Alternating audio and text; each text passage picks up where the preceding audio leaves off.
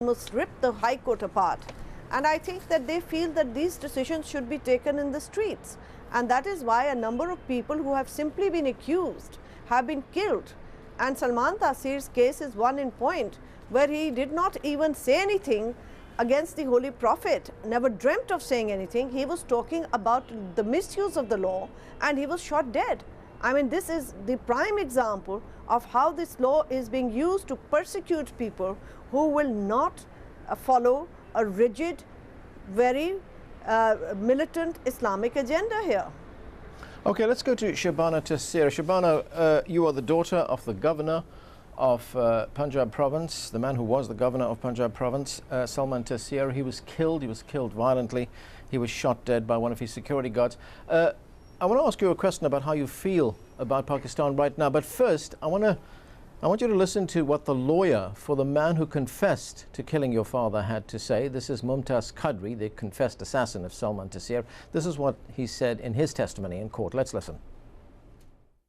And when judge asked him that has he claimed any innocent life, he replied that no, with a very force. He said that no, we have not, I have not claimed any innocent life. Instead, that person was an apostate as he has committed blasphemy. So a person who commits blasphemy goes out of the parameters of Islam.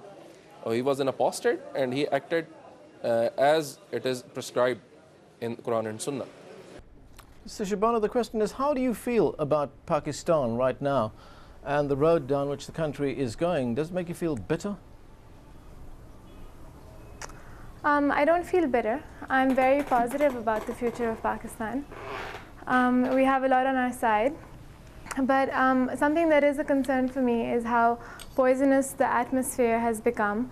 And it's been allowed to become like this because the state has abdicated its responsibilities in certain areas. The madrasa system, it's being allowed to spew venom and hatred and intolerance. And they're brainwashing children and they're teaching their own distorted version of Islam and the Quran. And they're brainwashing the children of today to feel like their only contribution to Islam is jihad, and that they are perfectly justified in taking the law into their own hands in vigilantism. Now, many people will take objection to what you've just said there on television. Do you fear for your own life? I understand that you had to come to the studio today accompanied by an armed guard. I mean, there's obviously a very real security threat. This is not just any murder. It was a very high-profile murder of the governor of the most populous province in Pakistan. So if you're asking me if there's a security threat, then yes, there is a huge security threat. But if you're asking me whether I live in fear, then no. I think that it's a claustrophobic existence, and it's a choice that one makes. And I don't want to live in fear. I choose not to live in fear. Okay, let's go to Amjad Waheed. He's also in Lahore there in Pakistan. Mr. Waheed, does Pakistan need a law? Isn't it very divisive, this law that we're seeing there? And doesn't it really violate freedom of speech? And one other aspect of this law, as we've just seen, as we've just heard from Shabana Taseer there, is that she has to be accompanied by an armed guard. That is what this law has done. While we are talking about the internal dynamics of the Pakistani culture, I think it's not fair to label anything or any person as liberal, as secular, as conservative, as fanatic, or religious conservatives. These terms, it isn't fair to fix someone or something in a formulated phrase, because it's not true in the Pakistani culture. When we talk about Salman Taseer or when we talk about Mumtaz Qadri, in both the personalities, when we discuss about this issue, that Salman Taseer, his father, Mr. M.D. Taseer, has a religious background. Salman Taseer, his upbringing is a socialist upbringing. Salman Taseer, his recent past is a modernist recent past. He left this world with a postmodern vision. I'm asking you about whether Pakistan needs a law like this. As we can see, this law is causing a lot of fear. It's causing a lot of divisiveness in Pakistan. As a conservative Muslim or as a fanatic, all these things are not possible within the Pakistani culture. This is the first point. While we talk about this issue straightly, the matter is that this is not the issue or difference of the ideological differences in Pakistan. It's not the issue of the differences of the liberals and conservatives in Pakistan. This issue is directly related to the popular sentiments of the people of Pakistan, and it is, we must and we need it to read the writings on the wall and to feel the pulses of the people.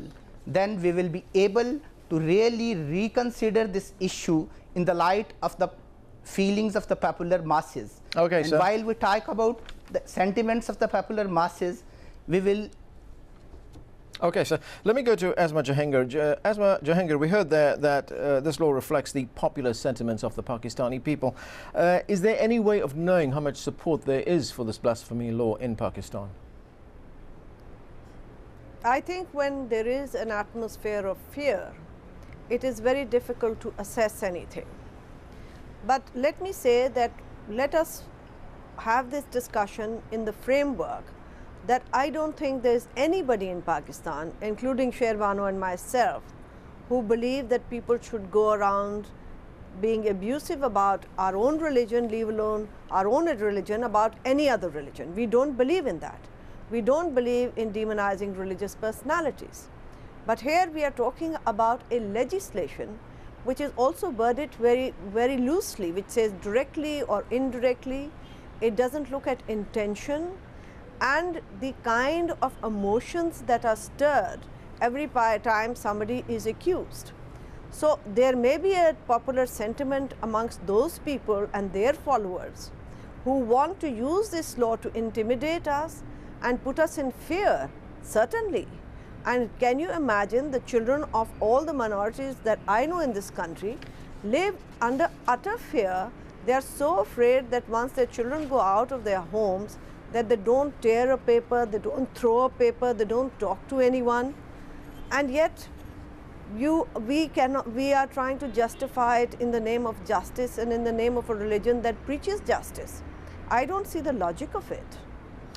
Sherbano, as we've just heard there, this law is being misused in many instances. It's being used to target minorities, as some people allege. Critics of the law say that is what is happening. They also say that it's being used to settle personal scores by some individuals who just invoke this law when they don't like somebody. Now, you've done some research on how this law is being misused. You're a journalist yourself. What have you found?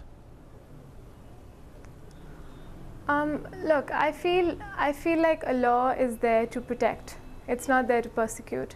And you know, in my research, I've seen that there have been about 480 cases since 1986, since the year that this law was introduced. There have been 480 cases against Muslims. There have been 350 cases against Ahmadis. There have been 120 against Christians. You know, 35 against Hindus, 10 others, and then 40 have